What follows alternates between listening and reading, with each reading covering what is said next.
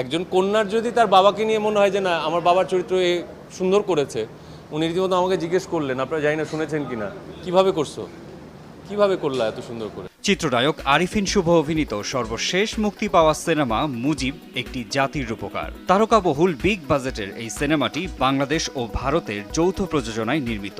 এই সিনেমার প্রধান চরিত্রে অভিনয় করেও কোনো পারিশ্রমিক নেননি শুভ। অবশ্য নেননি বললে ভুল হবে, তিনি নিয়েছিলেন 1 টাকা। সাবেক প্রধানমন্ত্রী শেখ হাসিনার পছন্দের পাত্র হতেই হয়তো এই পারিশ্রমিকের সিদ্ধান্ত।